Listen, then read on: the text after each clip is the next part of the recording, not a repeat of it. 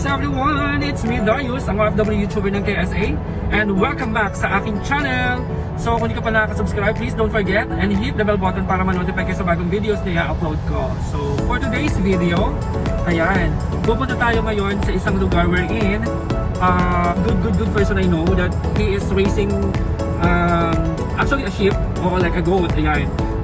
So we will see kung paano niya nire-raise, paano niya binibenta, paano how he really manage about that kind of business.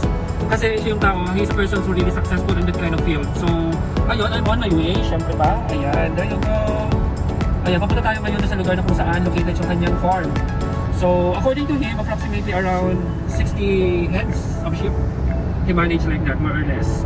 So we're going to ask how he managed it, how he do it, how he how he sell and like that. So ayan, I'm still on my way. Ayan, nakikita niyo yan sa aking gilid. This is the Mall of Arabia kasi may MOA rin dito. Kung may MOA sa Pinas, also here in Saudi meron din ditong MOA.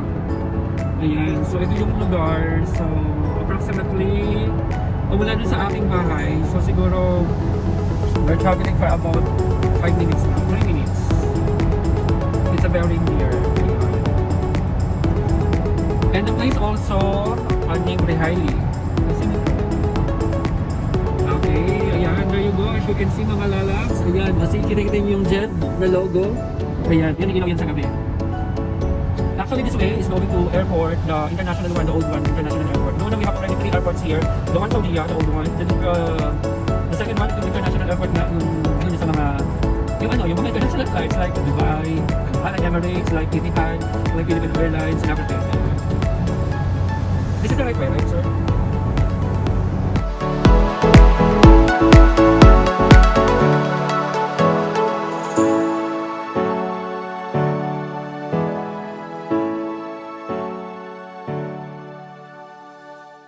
You can see, okay, this is the ayan, ang Kinabuga Sports Complex. Yan, dyan ako, I used to work there before.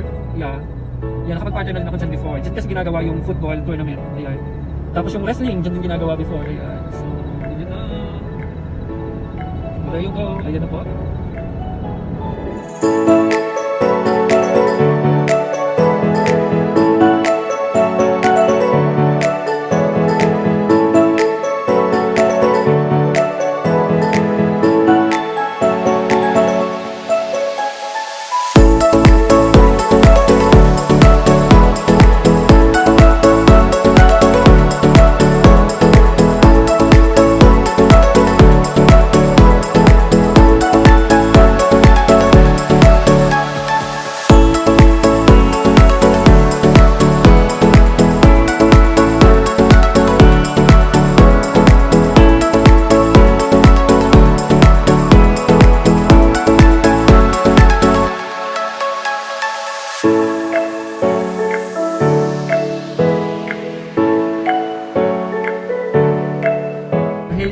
Horse race, ayan, yung ginagawa. What about this one? This is the race, okay, yeah, there you go. Ayan mga Laloves, so ito yung horse race, diyan ginagawa yung karera ng kabayo. Ayan. Ay, yes, yeah, I know with the numbers and everything. Okay. At least meron na pala gumagano. It's a sasagutin ko also because there is a kind of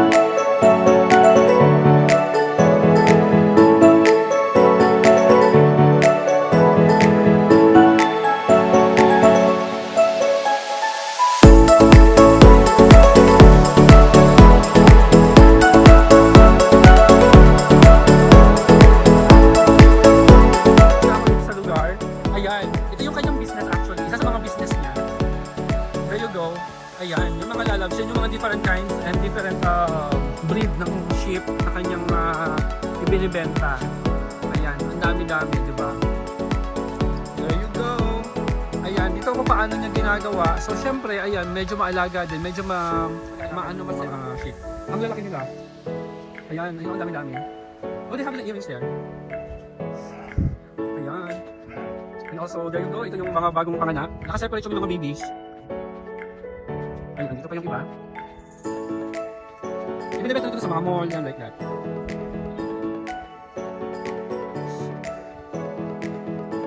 Ayan, see?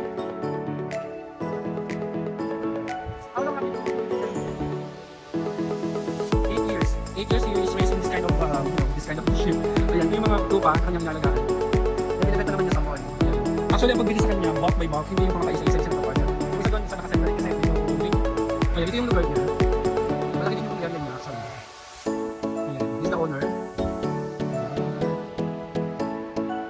No, it's okay. I had already taken the videos.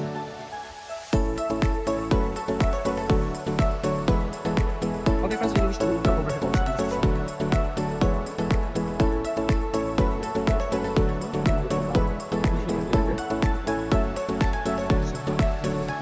Medyo mainit na yung ano ka.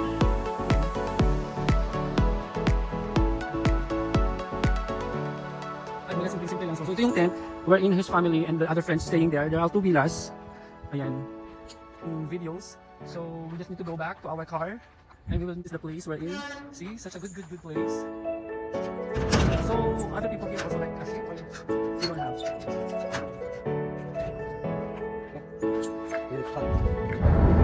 Ayan mga lalabs, welcome back. So yan, we're about to go back in my room, in our room actually. So yun, kakaalis lang namin dun sa lugar. And there you go, ayan, pauwi na kami. Ayan, pagka pauwi na talaga, so very near. If we're going back from it's a bit near, it's very fast. But since it's my first time to come over, so